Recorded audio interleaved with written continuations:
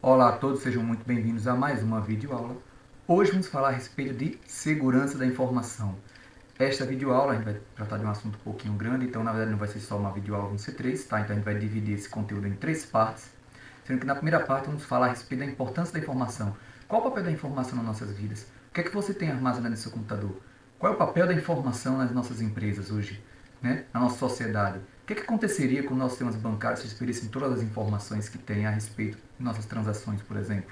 Então, a gente vai falar um pouquinho sobre a importância dessa informação para a gente saber por que é tão importante protegê-la, tá? E aí a gente vai continuar falando a respeito das ameaças virtuais, quais são os tipos de pragas, de vírus que existem aí, loucos para assombrar nossas informações, para destruir nossos conteúdos, para tirar proveito da gente, tá certo? E por fim, ainda na primeira videoaula, na primeira parte, a gente vai falar a respeito de algumas formas de contaminação. Quais são as formas possíveis da gente se contaminar, da gente acabar adquirindo um vírus, um desses malwares em nossos computadores, tá? Bom, na segunda parte a gente vai falar a respeito do uso do antivírus, tá? Eu vou mostrar aqui dois antivírus, ambos gratuitos, tá certo? E como a gente vai utilizar eles para fazer uma verificação, uma varredura por vírus em nossas máquinas e como a gente elimina, tá?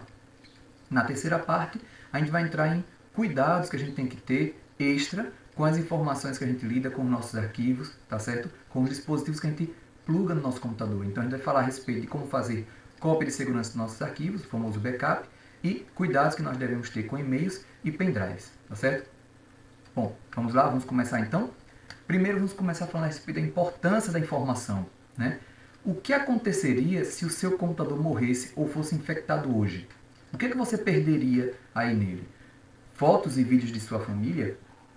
Né? Muita gente tem fotos e vídeos no computador, no celular. Né? As mesmas regras que eu estou falando aqui para o computador servem para o celular. Então, se o seu celular fosse infectado e você perdesse tudo que tem nele hoje, o que você estaria perdendo? Né? Seja computador, seja celular, são fotos de sua família, videoaulas e trabalhos escolares. Né? Por exemplo, eu estou gravando essa videoaula. Para minha sorte, eu vou fazer uma cópia desse vídeo para o YouTube, para poder disponibilizar para vocês. Então, se eu perdesse todos os vídeos, né, de videoaulas que eu gravei em minha máquina, eu não sofreria tanto, porque eu teria pelo menos as cópias que estão no YouTube. Mas as cópias que estão lá não estão com o mesmo nível de qualidade, né, devido à compressão, das cópias que estão na minha máquina. Então, eu perderia um pouquinho ainda com isso, tá certo? Apesar de que eu tenho alguma cópia lá, mas eu perderia também as informações de trabalhos acadêmicos que eu já desenvolvi, de pesquisas, anotações, né? Tudo que estivesse local. E documentos de trabalho, né? Quem lida com informação no seu dia a dia pode ter armazenado em seu computador, em pendrive, em HD externo, vários tipos de documentos úteis para o seu dia a dia no trabalho. Então, se de repente você tem uma pane em sua máquina, seu computador quebra, dá algum problema, ou, como a gente falou, ele é infectado, você vai estar perdendo esses arquivos. E agora? O que aconteceria no seu dia a dia, no seu trabalho devido a isso? Bom, isso a gente está falando a respeito de um computador de uso doméstico. E se o computador, né, com esse problema, fosse de uma empresa? Imagina o computador da empresa, um computador do setor de vendas, um computador que está lá no setor de estoque, né? Claro, os sistemas das empresas hoje não ficam mais nessas máquinas, geralmente eles ficam online, né? Então o impacto acaba sendo menor. Mas mesmo assim, por exemplo, um computador utilizado pelo pessoal de contábil tem muitos arquivos locais, tá certo? Que são importantes, principalmente se a pessoa não fez um devido backup, né? A gente vai falar mais sobre isso mais à frente. Então, se eu não fizer um devido cuidado, né, quanto ao uso dessa máquina e dessas informações que estão lá, deixar a cópia somente nela, o que vai ter de perda para a minha empresa? E se esse computador for de uma repartição pública, um serviço público? Né? Seja uma escola, um hospital, tá? Ou pior, e se for de uma base militar, de um batalhão, né? Ou do corpo de bombeiros, né? Ou de qualquer outro setor? Qual é o impacto disso no trabalho deles? Tá certo? Então, veja que o computador é importante para a gente, mas conforme a gente vai tirando da esfera mais particular, de mais uso pessoal, familiar, e leva para empresas, para serviços, sejam esses públicos ou privados, a gente percebe que vai ter um impacto ainda maior caso a gente perca essa informação. Então a gente tem que tomar muito cuidado com isso, tá? Mas quais são os tipos de ameaças que podem prejudicar os meus arquivos no computador, os arquivos no computador da minha empresa, tá? Ou até mesmo num pendrive, numa unidade externa, na hora que eu estou plugando ela no meu computador. Bom, aqui eu tenho 12 ameaças virtuais, 12 tipos de ameaças virtuais. Extraí elas do site que está no link aqui embaixo, tá? A apresentação está lá no meu site, vocês podem pegar, vocês podem ver lá com calma. Lá tem 16 ameaças virtuais, aqui eu concentrei elas em 12 tipos, tá certo? E a gente vai falar sobre cada uma delas agora, tá? Adware, Browser Hijacker, Cavalo de Troia, o Rogueware, né, o Vampiro, o Rootkit, Spyware, Worm, Keylogger, Macro, Ransomware, Bot e Malware. Se vocês executaram algum antivírus em algum momento, quando eles pegam alguma dessas pragas, vocês já devem ter percebido que o nome geralmente tem um código estranho nisso, né? W32, uma coisa assim para dizer qual é o tipo de sistema, ponto, o nome o tipo de praga, aí pode vir lá dizendo que é um keylogger, um ransomware, um rootkit, um spyware, um adware, que é muito comum o adware hoje em dia, né? Ponto, um outro nome, né? Que é para diferenciar, porque tem vários tipos de adware, vários tipos de macro, ransomware, etc. Então, por esse nome, você já vai ver ali o tipo de ameaça, já vai ter uma noção do que é que estava acontecendo na sua máquina, tá? Eu espero que não aconteça nada e a gente vai ensinar mais à frente como a gente vai estar executando os antivírus nas nossas máquinas para justamente garantir que a gente não vai ter esse tipo de praga, tá? E eu vou falar um pouquinho sobre cada uma delas agora, tá certo? Por exemplo, o adware, né? Ad, né, vem de anúncio em inglês, e ware, né, vem de software, programa. Então, na verdade, é um programa que vai estar executando automaticamente, tá, um grande número de anúncios em sua máquina, sem a sua permissão. Então, você está lá navegando e tal, e de repente abre um pop-upzinho, uma janelinha com uma propaganda. Ou então você está navegando na página da Wikipedia e do nada, no meio da página da Wikipedia, aparece uma propaganda de um produto. A Wikipedia não tem costume de botar propagandas de produtos nas suas páginas, né? Então, aí você está lá, de repente, na página do Google, e quando você faz uma busca, você percebe que tem mais resultados no topo porque eles foram adulterados, né? Então, veja que esse programa está inserindo publicidades, seja no conteúdo da página, seja por meio de uma janela, uma outra ferramenta fora da página, que vai ser aberto, por exemplo, quando você está executando o seu computador. Então, se você, quando liga o computador, você percebe que de vez em quando abre uma janelinha mostrando uma publicidade, ou então que quando você está navegando na internet, de repente aparece, né? Vou dar um exemplo de um adware que já aconteceu muito comigo, né? No passado, né? No século 2000. Acontecia muito de você pegar uma praga dessas, e aí quando você estava navegando, abria um pop-up com a publicidade. Outra que eu já vi bastante eram, como eu disse, páginas que eu sabia que não tinham esse tipo de publicidade, ou então que tinha, mas era uma publicidade só, mínimo e tal, e de repente começa a aparecer muitas publicidades na página. Pô, aquilo é estranho, aquela página não é costume ter publicidade nela, o site ele não usa publicidades para remuneração, etc, e de repente está aparecendo publicidade. Tá? Então, adware é isso, é um tipo de praga que se instala em sua máquina e ela começa a executar publicidades. Então, essas publicidades estão com código de afiliado, de comissionado do invasor, tá? Com o intuito de que, caso você clique numa dessas publicidades, ou pela simples visualização, ou, melhor ainda para eles, pela compra, eles vão ganhar uma comissão. Tá? E aí, claro, são valores diferentes para cada uma das situações, mas eles estão tentando receber alguma comissão a partir de você. Claro que é uma comissão pequena, centavos, tá? Ou dólares, a depender de qual é o tipo de produto que ele está mostrando, que ele vai ganhar de você, mas ele não está infectando só uma máquina, isso aí ele vai usar para infectar várias máquinas. Então existem programas que, quando eles são instalados, eles instalam códigos de adware. Tá? Então existem softwares gratuitos, tá? Distribuídos pela internet, às vezes até na Play Store. Vez ou outra a Google vai lá e bane um monte de softwares que estão na Play Store, tá certo?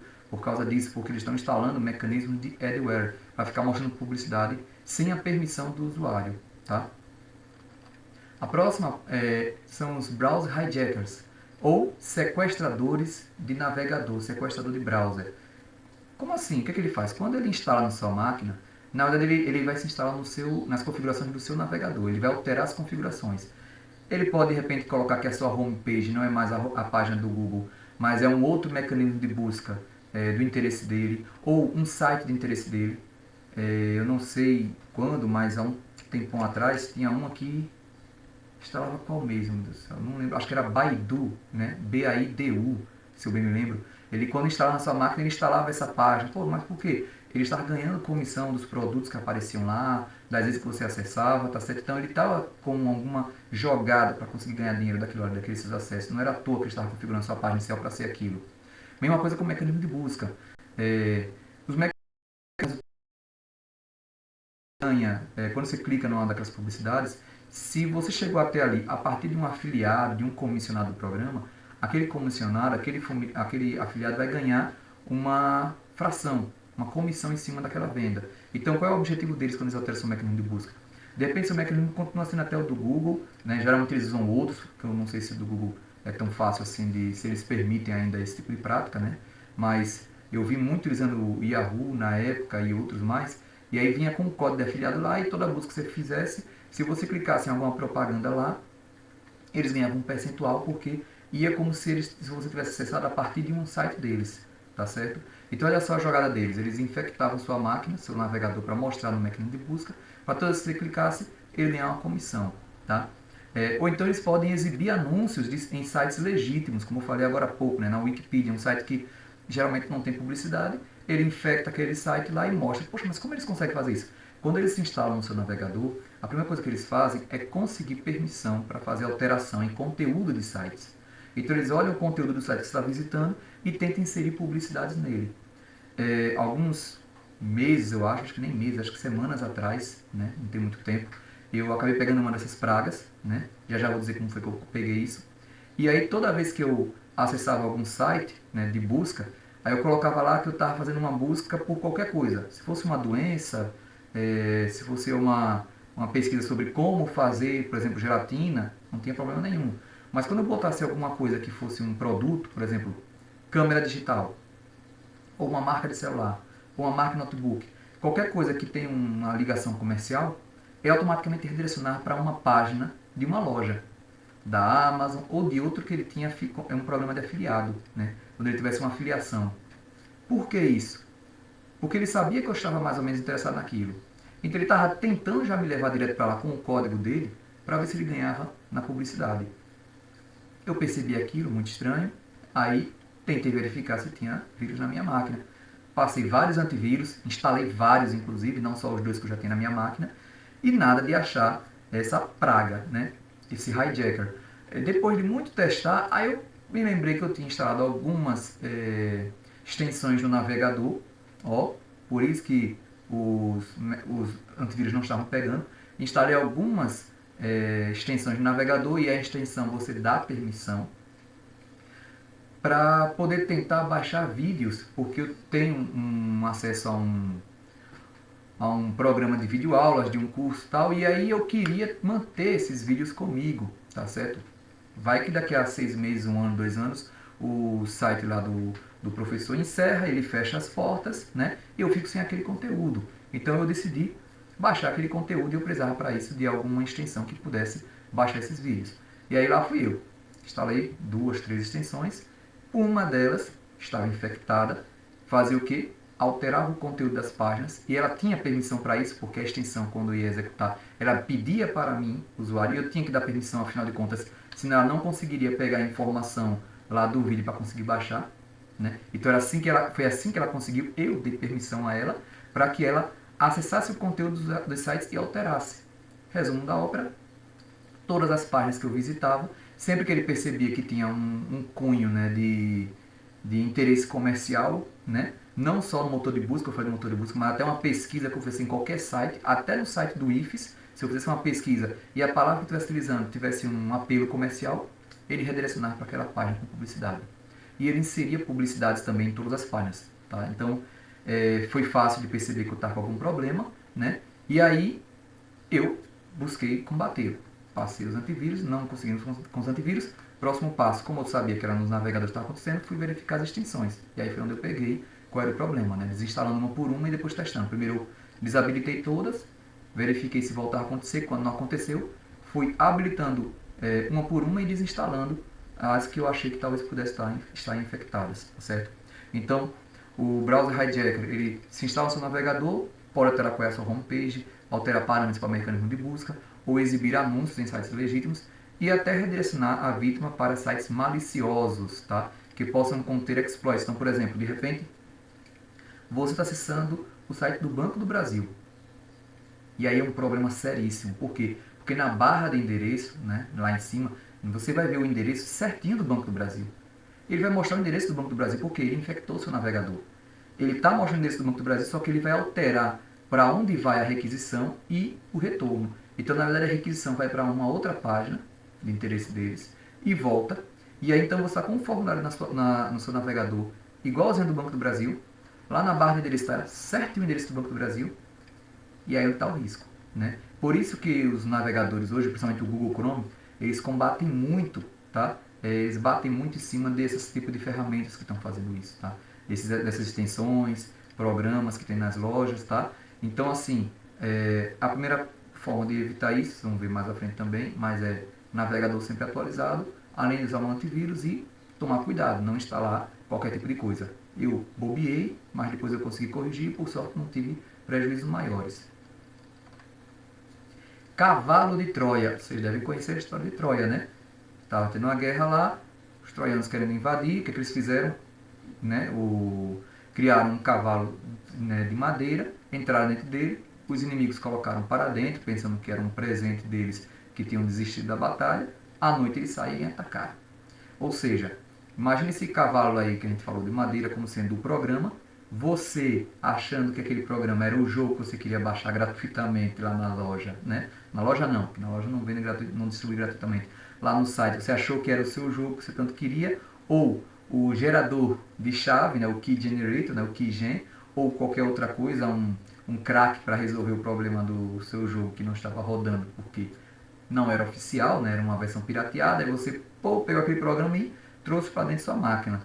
Olha lá o cavalo de Troia, o presente de grego, como o pessoal disse, né?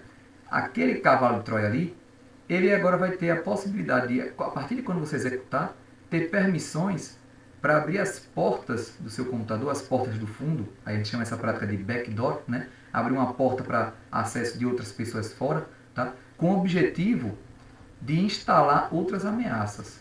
Tá? Então o cavalo de Troia, quando está na sua máquina, não é porque ele quer ficar lá quietinho, é porque ele quer abrir aquela porta para entrar ferramentas que vão capturar o que você está digitando, para poder pegar seus dados bancários, tomar controle de sua webcam, como a webcam que eu estou utilizando agora, de repente pode querer instalar algum programa para ter controle da minha webcam, para fazer gravações indevidas, instalar outros tipos, né, adware, como a gente acabou de ver agora há pouco, tá? E outros tipos de praga, tá certo? Então, ele vai ficar oculto na sua máquina, quietinho. Então, quando você executar o Keygen, talvez até seja um gerador de chave para aquele jogo que você tanto queria. Talvez ele até funcione. Aí você diz, tá vendo, não tem nada de problema nele, ele está funcionando. Pois é, mas nele, quando ele executou, de repente ele instalou esse programa lá e está rodando o tempo todo oculto, quietinho, deixando uma porta aberta no seu computador para que outras pessoas possam acessá-lo. Tá? E aí ele vai poder baixar e instalar ameaças sob a orientação de acordo com o que ele foi programado, tá certo? Ou, a gente vai ver mais à frente, permitir que sua máquina seja utilizada como um bot, um zumbi para outras operações. Já a gente chega nisso. Então, lembrando mais uma vez, cavalo de Troia. É aquele programinha que você acabou deixando instalar na sua máquina, pensando que era um jogo gratuito, ou um crack ou um keygen para um jogo pago, para você poder utilizar, ou qualquer outra coisa, né? Às vezes já havia até com um arquivo de música, a pessoa baixava um arquivo de música pensando que é uma música e era um executável, instalou na sua máquina, criou um mecanismo para poder pessoas de fora acessar ela e ele poder baixar outros arquivos, né? Trazer os soldadinhos inimigos para dentro. Rogueware, né? Rogue, vampiro, né? Então, qual é o papel dele? Ele funciona como um vampiro. O que o vampiro faz? Suga. Só que aqui ele vai buscar sugar as suas informações confidenciais, tá? Então, ele vai tentar roubar suas informações confidenciais para conseguir manipular você ou roubar o seu dinheiro, tá? Então, vai tentar conseguir informações suas bancárias, tá? Fotos, vídeos, informações pessoais, contato em rede social. Um ataque que está acontecendo bastante agora de pessoas que conseguem contato, né? A conta de rede social de alguém no Facebook, por exemplo, vai lá e pede dinheiro para todo mundo que é amigo dele, né? Para que deposite numa conta, dizendo que está devendo dinheiro para aquele cara, etc. Ali é um ataque desse tipo, tá certo? Então, de repente tem um programa que entrou no meu celular ou que entrou no meu computador, conseguiu permissão, né, meus dados pessoais, né? Seja dados bancários, e agora vai tentar se passar. Às vezes, o mouse, muitas vezes eles se passam por programas de segurança, tá? Eu já vi páginas na internet toda bonitinha que de repente, né? Principalmente sites onde a gente baixa material. E aí aparece lá um pop-upzinho dizendo, ah, sua máquina está com um vírus, verifique agora mesmo. Aí você clica, lascou. Ali ele diz que está baixando e instalando o antivírus, né? Ou uma ferramenta para otimização para sua máquina. Ah, seu computador está muito lento devido a lixo, problemas de memória, registro. Instale agora a nossa ferramenta de otimização gratuita e que vai tornar seu computador 3 vezes mais rápido quando você for jogar, né? Então, ou por um antivírus ou por um programa de otimização da máquina, você acaba sendo levado a instalá-lo. Depois que você instala e executa ele, já era, né? Você deu permissão para esse hardware, tá? Esse vampiro ficar dentro de sua máquina e fazer agora o que eles querem, tá? E são abertos sem interferência do usuário, exibindo resultados de uma varredura por vírus, mentirosa, né? Então ele vai fingir que achou vírus, tá? E aí ele pode dizer que você precisa pagar por uma versão mais completa para poder se livrar daquela praga, ou então que você tem que dar um ok para fazer a desinstalação, mas na verdade ele vai estar instalando outras coisas no seu sistema, tá? Que aí quando você clicar para dar um ok, de repente ele precisa de permissão de administrador que ele não tem, aí ele já avisa você antes, olha, vai precisar de permissão de administrador, aí você, olha, bem que o programa avisou, aí você clica ok. Você deu permissão de administrador para ele para fazer o que ele quiser. Ele agora vai baixar outras pragas, instalar, fazer o que ele quiser na sua máquina. Então, são programas que se passam por outros, né? Um programa de antivírus, um programa de otimização, tá? Um keygen, mais uma vez, ele finge que está ali para ajudar você com aquela tarefa de tornar oficial, né? Legal, um software que não era, tá? E aí você, depois que executa ele vai poder agora buscar suas informações e fazer o que ele quiser com elas. Rootkit, né? Ou rootkit, como alguns falam. Do que se trata essa praga, tá? Root, né? Vem de acesso root, né? Você já deve ter ouvido, se vocês conhecem alguém que usa Linux, geralmente o pessoal fala, dê acesso root. O que é o acesso root? Root geralmente é um perfil de administração, é um perfil que tem maiores permissões, né? Permissão para praticamente tudo no sistema operacional, tá? E aí essa denominação, apesar de que é mais comum no sistema operacional Linux, também é utilizada nos outros sistemas, tá? Então, quando você tem um rootkit, né? Você na verdade tem um tipo de ameaça que está tentando acessar, tá certo? Ela vai, utilizando métodos avançados, tentar se instalar em camadas bem profundas do sistema para ficar difícil dos antivírus encontrarem e pegarem.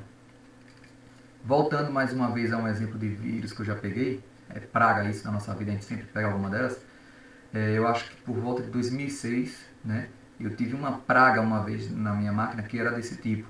Ela se instalou, sempre que eu passava o antivírus, na hora que o antivírus ia verificar a pasta onde se encontravam alguns dos arquivos dele, a pasta. Não estou nem dizendo que estava verificando o arquivo em si. Ele já reiniciava a máquina. Ele reiniciava, não deixava nem acessar. E por que eu sei que era a pasta? Porque até eu, depois de muito trabalho, eu descobri qual era a pasta. Quando eu via o Windows Explorer, tentava acessar aquela pasta, só de entrar na pasta, reiniciava a máquina. Medida de segurança dele, para não deixar que ninguém mexesse. Tá certo, então vamos reiniciar a máquina no modo de segurança e tentar passar o antivírus. Nem no modo de segurança eu conseguia removê-lo. O que é que eu tinha que fazer? Hoje, existem ferramentas, né, versões de antivírus que rodam em cima do Linux, que você pode espetar num pendrive e executar sobre o seu sistema. Na época eu não conhecia nenhuma que fizesse isso, hoje eu conheço, né? Então quem quiser pode tirar dúvidas comigo. E eu falo onde é que você baixa e como instalar um pendrive para poder executar no seu computador, tá? E aí com isso vai estar rodando fora do seu sistema operacional e aí consegue pegar essas pragas e remover. A forma que eu tinha para resolver na época era o quê? Eu tinha que reiniciar o computador, o sistema, no modo de restauração do sistema operacional, no modo de reparação, para mandar reparar as áreas com as informações de boot, para poder conseguir tirar, arrancar, vamos dizer, as raízes dele dali, para depois, aí sim, eu iniciava no modo de segurança, passando o antivírus. Olha o trabalho que dava, né? Por quê? Porque ele não deixava que chegasse nele. Não deixava de jeito nenhum. Então, dos seus aspectos mais devastadores são sua capacidade de se auto-recuperar. No caso que eu exemplifiquei agora, a capacidade dele de se proteger, ele não deixava, né, que fosse detectado e desinstalado. E muitas vezes, mesmo depois de você apagar, ele consegue se reinstalar na sua máquina. E dito e feito, na minha máquina provavelmente ficava algum vestígio desse arquivo. Por muito tempo, depois de 3 dias, uma semana, 2 semanas, ele voltava a se instalar. Tá? Quando? Quando provavelmente eu acessava algum dos arquivos que estavam infectados por ele. Ainda tem essa capacidade, ele consegue infectar outros arquivos para quando você executar eles, ele normalmente se instalar. Então, deu muito trabalho para remover ele, mas conseguimos. Então, fica a dica aí, né, de mais ou menos como é que trabalha uma praga da tipo rootkit. Ela entra no sistema operacional nas camadas mais baixas, tá certo? Por meio de permissão de administração nível mais baixo, para ser bem difícil até dos antivírus conseguir removê-los. Tá? Então, mesmo com o antivírus mais potente, depois que instalar uma praga dessas, é difícil conseguir removê-lo. E spyware? Spy, como o próprio nome diz, espião. Então, é um programa espião que ele vai ser utilizado para capturar informações suas, seja costumes dos usuários a respeito de como eles navegam na internet, o que eles fazem na internet, com o propósito de mostrar propaganda personalizada.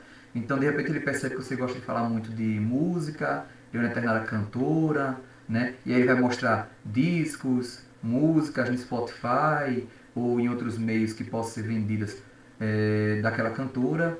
Ou então ele vê que você fala muito de jogos e vai aproveitar disso para poder mostrar propagandas de jogos. Então veja que o spyware ele anda junto com alguma outra coisa. Nesse caso é um spyware que está andando junto com um adware para mostrar uma propaganda personalizada para você. Ou ele está buscando ter acesso a dados confidenciais seus para poder roubar.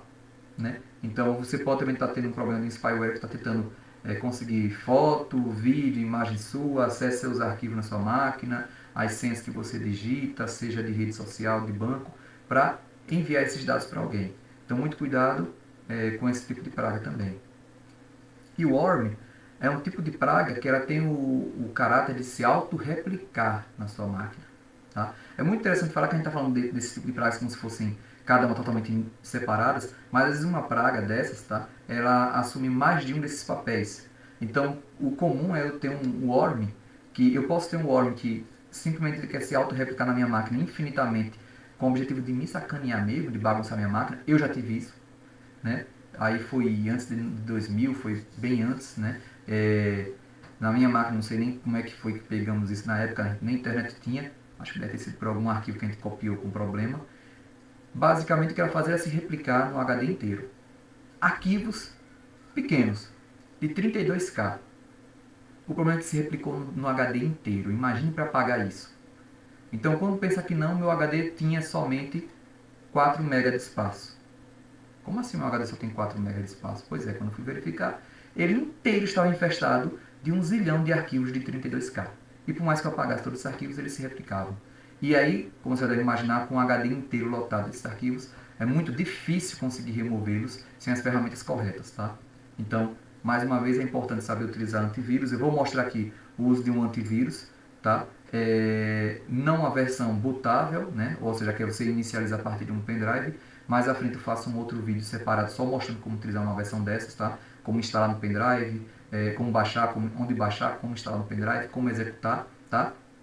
E é muito interessante conhecê-las, porque como essas pragas estão cada vez mais difíceis da gente lidar, da gente conseguir remover, então a gente precisa muitas vezes desse trabalho extra, tá? De fazer uma coisa longe do nosso sistema operacional básico, né, do que a gente está utilizando, para justamente ficar mais fácil de removê-las. Bom, então o worm é isso, é uma praga que vai se auto-replicar, fazendo cópias e mais cópias de si mesma, tá? Um worm, ele pode vir junto com a função do keylogger. Então, mesmo o software, tanto ele se auto-replica, como ele está lá tentando conseguir acesso aos seus dados quando você digita. Ou ele se replica na sua máquina e ele também é um adware, tá? Ou seja, quando ele é executado, ele fica mostrando publicidades. Então, tanto você pode ter um worm que está ali só para bagunçar a sua máquina, como um worm que está tentando ganhar dinheiro, que ele fica se replicando e ele tenta roubar a senha, abrir as portas para um ataque ou fazer qualquer outra coisa, tá? Essa característica permite que eles se espalhem por redes de computadores também, tá? Ou drives USB. Na época, quando eu peguei, não era com pendrive ainda, estou ficando velho, era com disquete na época. Seu computador com certeza não tem entrada para disquete, nem esse meu aqui não tem mais, né? Então, na época era com disquete, acabei copiando alguma dessas pragas. Do disquete, passou para os drives USB, para os pendrives. Então, se você já deve ter visto pendrives que ficam contaminados, que ele altera todos os arquivos, né? E aí ele deixa lá alguma coisinha para você tentar executar, como se fosse um arquivo seu, mas na verdade é um atalho para uma praga que, se for executada, provavelmente vai fazer a mesma coisa na sua máquina e que vai replicar em outros pendrives, tá certo? Então ele tem então o papel, né, a característica de um worm. Keylogger, um keylogger, ele é um programa, né, o nome diz é key, de chave, tecla, né, na verdade, e logger, né, de um registrador, algo que faz um log, um registro. Então ele vai monitorar tudo que você está digitando, pega essas teclas todinhas e envia para alguém. E o que essa pessoa está querendo fazer? Ela de repente vai perceber que você digitou lá Caixa Econômica, né, caixa.gov.br, e logo depois outras informações. A partir daquele trecho que ele viu, Caixa, ele vai ler, a pessoa que receber esse arquivo, tudo que está vindo depois, para ver se ele consegue identificar qual é sua conta bancária lá e sua senha. E ele, com os seus dados, já sabe qual é o seu banco, a agência, conta e a sua senha, já imagina que não vai ser coisa boa que ele está querendo fazer com isso. Ou ele vai perceber que você digitou lá, né, facebook.com, né, na barra de endereço, e ele vai ver o que, é que você digita depois. De repente, quando você digitar depois, você vai digitar seu nome de usuário e a sua senha. Então, o Keylogger ele tem esse papel, ele vai ficar monitorando tudo o que você está digitando, para pegar essas informações e enviar para alguém, e aí essa pessoa vai fazer o que ela bem quiser com os seus dados. Tá certo? Atualmente, os keyloggers são incorporados em outros códigos maliciosos, como trojans, por exemplo. Então, você acaba instalando um trojan na sua máquina, e esse trojan é que vai pegar todos os seus dados, por meio da funcionalidade de keylogger que vai estar lá dentro dele, e vai enviar para quem, para o invasor, né? Então, o invasor ele vai ter lá o endereço certinho para onde tem que mandar aquelas informações, vai se enviar aquelas informações para aquela máquina, e ele lá vai ter acesso a tudo que você estava fazendo na máquina, tá certo? Macros. Esse é mais antigo, não é tão comum, tá? Mas é bom a gente comentar ainda. Macro é uma série de comandos automatizados que podem ser configurados em softwares como Word e Excel. Ah, mas no Word eu só crio documento, no Excel eu só crio planilha. Pois é, tanto no Word quanto no Excel, nos documentos, nas planilhas, eu posso criar códigos, tá, automatizados que vão executar algumas tarefas, algumas funções. Esses comandos podem funcionar desde replicar a informação de uma célula para outra, pegar uma informação na internet e colocar na planilha, atualizar um cabeçalho de um documento a partir de alguma informação externa, a coisas mais sérias, como por exemplo, mandar excluir arquivos no seu sistema.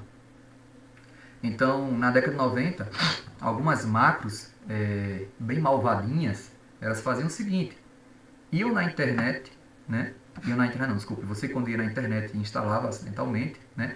Ela na sua máquina, naquele arquivo que você baixou, de repente uma planilha de projeção de caixa para sua empresa. Você estava atrás de uma planilha que mostrasse como fazer a projeção de caixa, né? O controle de caixa, você baixou, e aí quando você a executou o código que estava lá. E aí aquela macro tinha lá um comandozinho, um del tree, né? Delete árvore, delete a pasta, tudo que tem lá dentro, /Windows. Isso é antigo, da década de 90, hoje não funciona mais assim, né? O sistema operacional hoje não deixa que um comando desse tipo para apagar a pasta do sistema operacional seja executado. Na época do Windows 98 deixava. Então esse comandozinho bonitinho ia apagar a pasta Windows, os arquivos que tinham dentro dela e todas as pastas que tinham dentro dela, seus arquivos, etc. Ou seja, de forma hierárquica ia apagando tudo que tinha lá dentro. Tchau, sistema operacional. Você nem percebia enquanto estivesse usando a máquina, porque enquanto estava usando a máquina, estava lá de boa, estava com tudo carregado na memória, o problema não era que você reiniciasse. Tá? Ou que você fosse alguma coisa do sistema que não tivesse carregado, que naquela hora ia dar um erro dizendo que não conseguiu carregar aquela função. Quando você reiniciasse a máquina, descobrir que não ligava mais. E isso é uma das coisas que a macro poderia fazer. Macros, pelo fato de que elas estão executando numa linguagem poderosa, né? Essas linguagens eram criadas no início para fazer praticamente tudo o que quisesse no sistema operacional. Hoje elas são mais restritas. A Microsoft, inclusive, quando você baixa arquivos da internet, ela desabilita as macros desse arquivo por padrão. Então, todo arquivo que você baixa da internet, ele não executa automaticamente a macro. Você tem que dar permissão. Se você não der permissão, não vai executar. E como eu disse, elas estão mais restritas quanto ao que ela pode fazer. Além disso, os sistemas operacionais hoje em dia já não deixa que uma macro desse tipo, um comando de sistema, apague a pasta de sistema operacional, tá? E outras coisas mais. Então, a partir desses arquivos, muitos, né, documentos criados com instruções maliciosas dessa forma, infectavam outros arquivos ou executavam ações prejudiciais toda vez que eles fossem executados. Né? Como eu disse, poderia abrir as portas para baixar arquivos que você não queria, pois existem comandos em macro para baixar arquivo, apagar arquivos no sistema, classificar o sistema operacional, e outras funções mais, enviar dados de sua máquina para outra, enfim, a macro, ela por ter uma linguagem de programação por trás dela, e eram bem completas na época, tá? Eram bem irrestritas quanto ao que podia fazer, muita coisa podia ser feita, então era uma ameaça muito grande. Tá? Hoje, poucas são as vezes que a gente utiliza macros nos nossos sistemas. Tá? Então, eu não recomendaria você dar permissão a uma macro, numa planilha, num documento Word, a não ser que você saiba da procedência e possa confirmar com quem enviou o arquivo que realmente é para executar aquela macro. Então, por exemplo, se é uma macro se é um documento da sua empresa e o seu chefe diz que é para executar aquela macro que é necessária, beleza. É um documento da web. Você não conhece a pessoa que criou esse documento. Como é que você vai executar essa macro? Qual é a certeza que você tem de que ela não vai te contaminar, né? Contaminar sua máquina? E ransomware, né? Ou ransomware, como a gente ouve muito pessoal falando por aí, né? Qual é o objetivo dele? Você já deve ter ouvido falar, esse é um tipo de praga mais recente, tá? E que causou muito pavor em pessoas físicas, mas principalmente em empresas.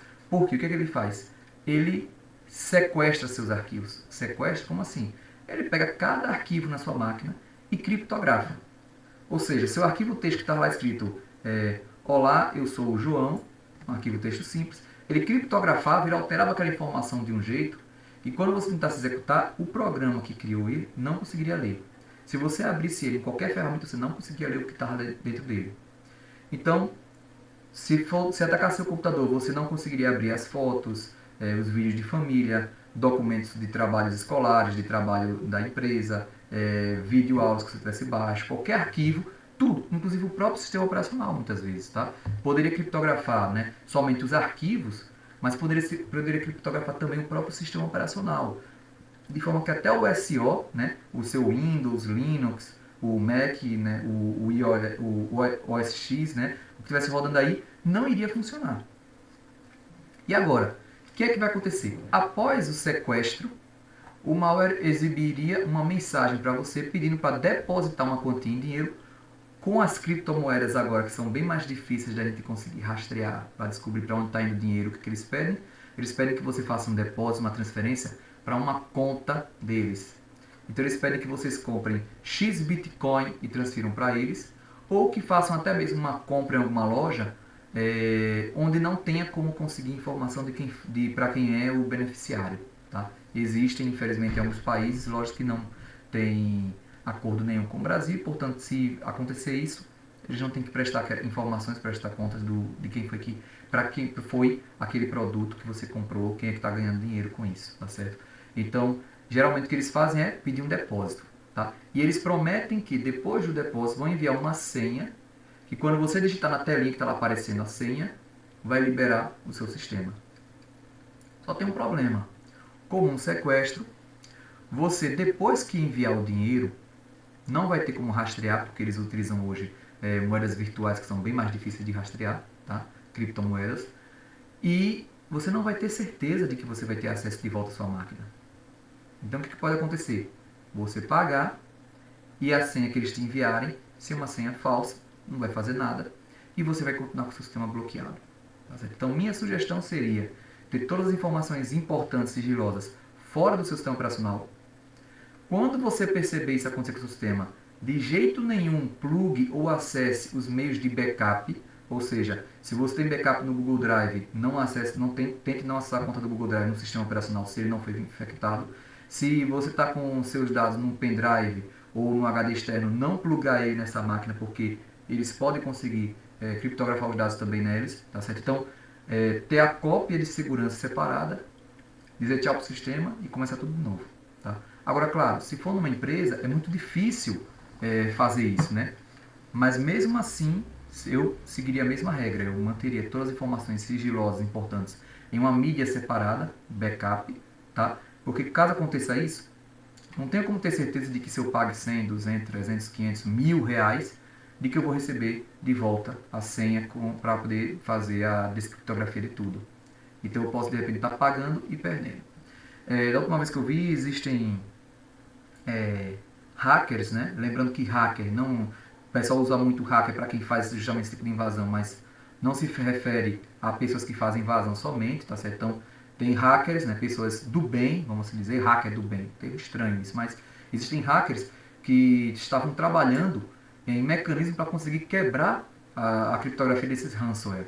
Eu não estou muito atualizado, mas muito provavelmente já devem ter conseguido de alguns deles. Então, outra coisa também que você poderia fazer é manter a calma e, por meio de um outro computador, pesquisar na internet a respeito daquele tipo de praga, se já tem uma forma de descriptografar e tentar descriptografar os seus arquivos, certo? E o bot. Bot ou zumbi. Por que isso? Bot, como você sabe, é um robô. Ele vai responder a comandos de alguém. Então, qual é o papel dele? Ele vai instalar-se na sua máquina, tá certo? Com o objetivo de permitir a comunicação entre ele na sua máquina e o invasor, né? A pessoa que criou esse bot, a fim de que ele possa executar comandos, controlar a sua máquina, tá? Então, o bot fica lá instalado, quietinho, esperando qualquer comando do invasor, e cada vez que o invasor manda um comando para ele, ele executa. Esses comandos podem ser simples, desde, por exemplo, mensagens repetidas para um mesmo servidor, tá? Então, eles vão mandar várias requisições o tempo todo, a cada 2 segundos, 1 segundo, meio segundo, o tempo todo vão mandando requisição para um site. Vamos supor que seja o site do Banco do Brasil. Né? Nós não dando exemplo do Banco do Brasil, estou mandando para o Banco do Brasil. Claro que só o meu computador mandando requisições, o servidor do Banco do Brasil vai aguentar. Mas vamos supor que tenha 10.000 máquinas infectadas, as 10.000 máquinas infectadas estão todas mandando requisições para o site do Banco do Brasil. O site do Banco do Brasil não vai aguentar, tá certo? Esse é o que a gente chama de um ataque de DDoS, tá? É um ataque de requisições múltiplas de forma massiva, e aí o servidor não consegue manipular, né, manusear todas elas ao mesmo tempo. Existem mecanismos, utilizando inclusive alguns mecanismos de firewall com outra máquina para receber e barrar, mas mesmo assim não é 100% efetivo. Então é um ataque poderoso, mas que exige um grande número de máquinas fazendo a mesma requisição. Obviamente, o invasor sozinho não vai ter essas máquinas todas, mas ele pode distribuir alguma coisa na internet que chame a atenção de usuários que vão instalar. De repente, um jogo gratuito, né? Uma cópia gratuita de um jogo famosíssimo, caro, e aí a pessoa vai lá e instala, sem saber estar instalando esse bot junto, tá? E aí a sua máquina vai estar fazendo isso, tá? Servindo de plataforma para ele para poder executar esses ataques. Outra possibilidade desses bots também, advindas desse mundo agora das criptomoedas, são os bots mineradores. Então o bot vai ficar na sua máquina, minerando o tempo todo, né, tentando conseguir encontrar criptomoedas, né, decifrar blocos, para quando ele consegue decifrar um bloco de uma criptomoeda, na verdade, o repasse do recurso vai para o invasor. E aí ele vai ganhar muito com isso. E você vai ter uma dor de cabeça, porque eles vão estar consumindo muito recurso de sua máquina e colocando em risco até mesmo o seu sistema operacional, porque o processamento e o consumo de memória vai ser muito alto na sua máquina. Então, existem máquinas até que, devido ao uso muito intensivo disso, deu problema em alguma parte da placa-mãe, tá certo? Então, todo cuidado é pouco, tá certo? Quanto a esse tipo de bots. E aí eu só dei 2 exemplos, mas você deve imaginar que com acesso a partir de sua máquina para executar funções, ele tem inúmeras opções, tá? Manipular inclusive cliques fraudulentos em propagandas para tentar ganhar dinheiro com cliques de propagandas e outras coisas mais.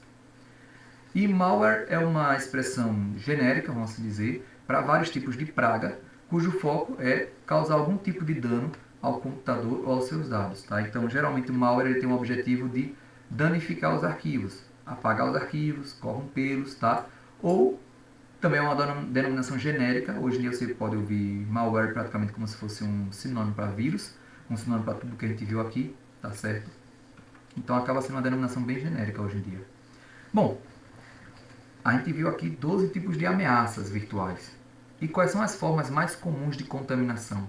Primeira, falha de segurança do sistema operacional. Tá? Você já deve ter visto que o Windows mesmo, eles lançam atualizações constantes, porque descobrem com o tempo que aquela novidade ultra fantástica que parecia que ia ser o ponto mais forte do sistema operacional, lá na frente descobrem que ela tem uma falha de segurança. Então eles têm que lançar um patch para atualizar, né? Ou é uma falha de segurança do navegador. Você deve ter percebido também, navegadores como o Chrome, por exemplo, Firefox, o tempo todo lançam versões atualizadas. Para quê? Para principalmente resolver problemas de falhas de segurança que eles perceberam nos seus sistemas, tá? Então, cada atualização dessas que eles lançam é justamente para corrigir alguma falha que foi identificada que permitiria que alguém tivesse algum tipo de acesso na sua máquina. Então, qual é a forma de prevenção contra esse tipo de contaminação? A atualização constante dos sistemas e dos softwares que eu utilizo. Principalmente o sistema operacional, os navegadores e os softwares de segurança, os softwares de antivírus que eu vou estar utilizando. Tá? Eles também tem que estar atualizando o tempo todo. Falha de segurança na rede. Tá? De repente, é a rede que está com uma falha de segurança e que com isso permite que pessoas de fora tenham acesso às máquinas aqui dentro, ou que permite que uma máquina da rede que esteja infectada consiga acesso a outra que não deveria ter acesso se a rede estivesse bem protegida. Então, a forma de prevenção aqui agora, isso aqui geralmente acontece nas empresas, não em nossas casas, tá? O risco é maior nas empresas. Então, a forma de prevenção é o quê? A manutenção da rede por um profissional competente e a atualização constante dos sistemas também. Veja mais uma vez a importância da atualização do sistema, das políticas de segurança do servidor, do sistema de servidor, do firewall, da rede, etc. Então, você tem que ter um profissional, um técnico bem capacitado para fazer isso. Uma porta aberta no sistema operacional. Os programas conversam pela rede por meio do que a gente chama de portas.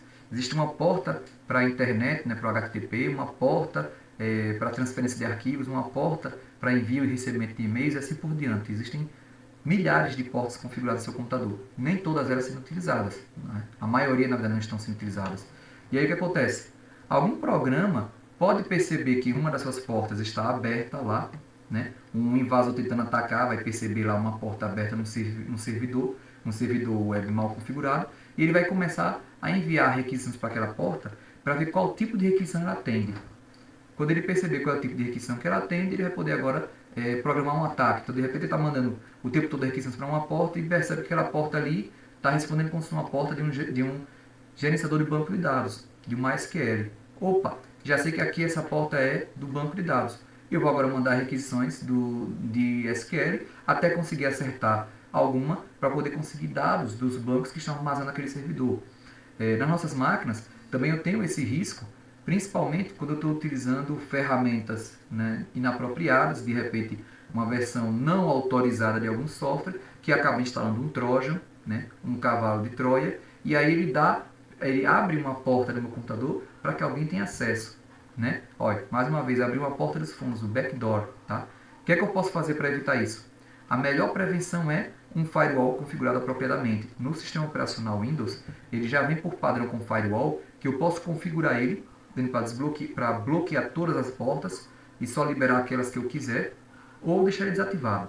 Então, o ideal para o usuário que não tem muito costume é o que? Deixar na configuração padrão, que ele vai ficar bloqueando as portas que não estiverem em uso para os seus programas, e cada novo programa que tentar acessar uma porta, ele vai lhe perguntar se é para realmente dar permissão.